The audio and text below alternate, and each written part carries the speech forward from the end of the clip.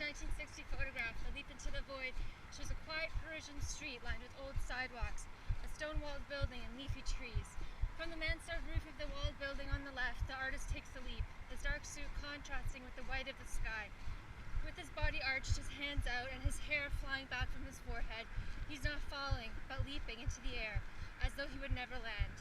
Looking at the photograph, the artist's leap into the void seems to be a celebratory act in its own right. Staged on an abandoned street, with the exception of a train passing in the background and a cyclist pedaling away, Klein's stunt does not need a live audience. No one needs to know or care about it. The photograph becomes the only witness of the act, the only piece of evidence of this carefully composed event. The photograph was then published on the front page of a single edition 4-page newspaper.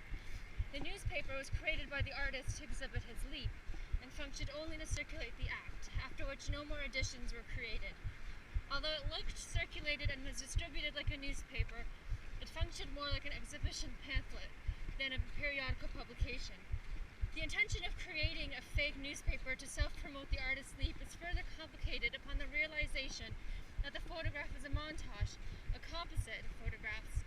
Klein did indeed leap, but there was a tarpaulin held by 10 men below, so the photograph splices together Klein's above and the street below without the tarp and colleagues. The art historian Amelia Jones points out that Klein exposed this montage by publishing 2 different versions of the photograph, one with the bicycle on the street, one without, thus revealing its constructed nature. The photograph itself was performative and challenged the traditional relationship between performance and documentation, which is thought to be ontological, with the event preceding and authorizing its documentation. In other words, the photograph documents an event, the leap into the void, that never took place, and in doing so, the making of the photograph as well as the circulation of the photograph become the event. The intention of the artist was not to get away with this stunt, but rather to play around with the supportive and iconographic role of photographic documentation of performance-based artworks, and the assumption that photographic documentation captures reality. Since these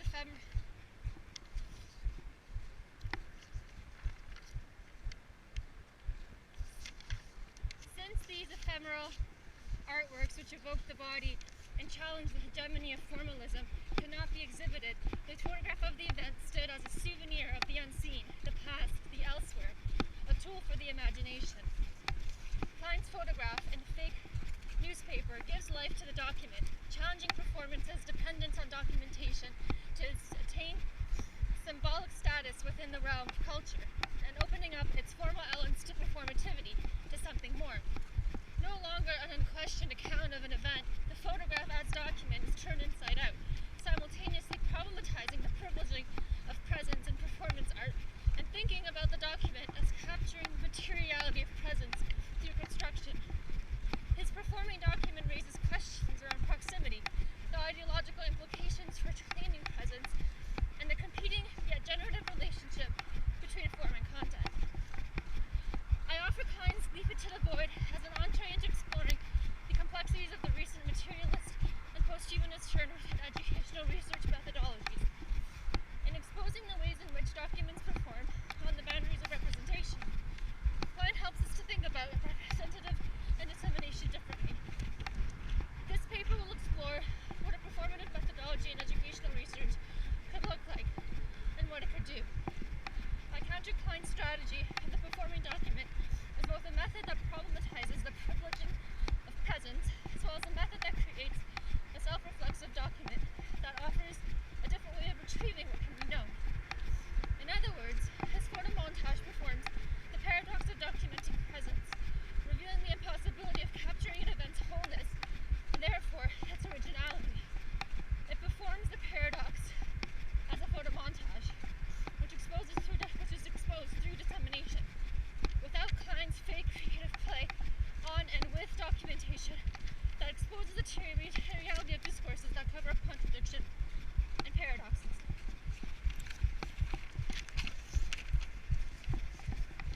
What would happen if we thought about data performatively? How do performative notions of authenticity and presence challenge the ways we understand the approach to data as a thing that happens, is collected, analyzed, and disseminated? What are the risks of understanding data as fragmentary and incomplete?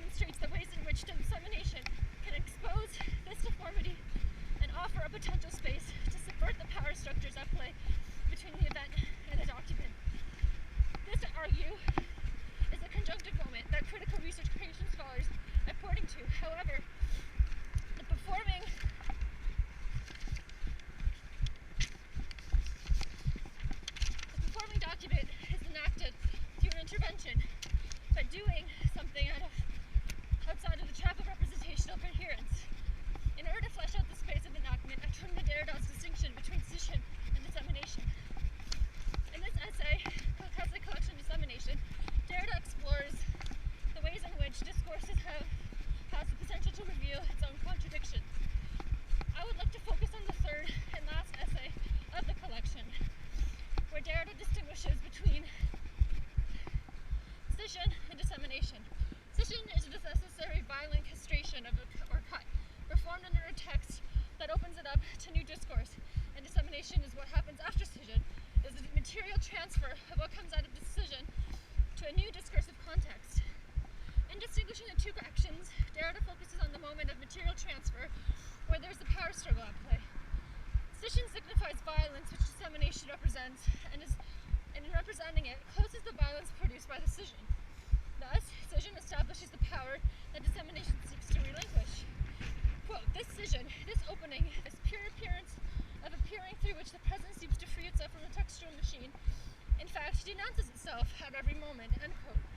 It is in this moment between freedom and the denouncement, opening and closing of the text, where Derrida performs. And it's in this moment of material transfer, identified by Derrida, where he seeks to invent a system of representation that can work within the space of difference created by the act of scission.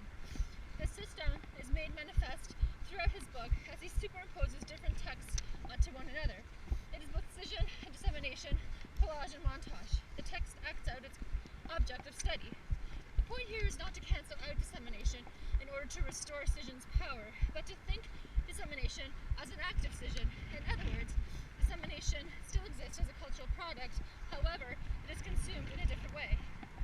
I refer to Derrida at length to articulate Klein's performative intervention as a methodology that transfers research creation from its worn-out research context into the context of dissemination.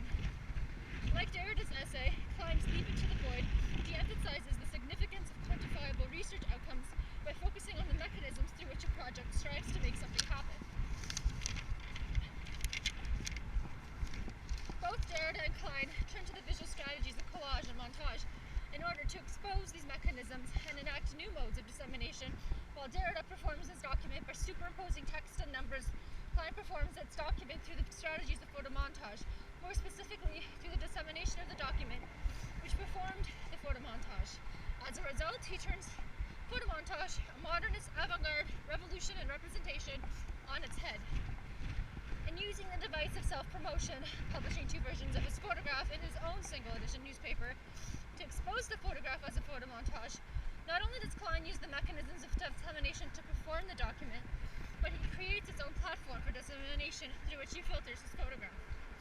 There are no peer reviewers, no editors, and no publication guidelines to which he must abide to. Thus, what he did was create a new logic, a new conceptual form that merges scission with dissemination, the event with representation, in such a way that does not reduce one to the other, but rather in a way that brings the two together while maintaining their differences. This audacious attitude and appetite for paradox is what can push research creation to another level, returning it back to its philosophical roots of experimentation, away from discourses of assessment, justification, and measurement. In this context, we can begin to articulate research creation as an event that is both research and dissemination at once. It can be the first because of the second, and the second because of the first. This at-onceness means that we as researchers cannot incarnate either research or dissemination as an event of research creation. We cannot represent it or capture it. The nature of research creation is immaterial, and any material manifestation of it performs this impossible capture. This at-onceness of the performing document offers a methodology for curriculum studies as a field of academic research that focuses upon the intellectual labor of understanding, a self-reflexive methodology that enacts interventionist and activist scholarship, collapsing an important distinction between those who produce and circulate knowledge.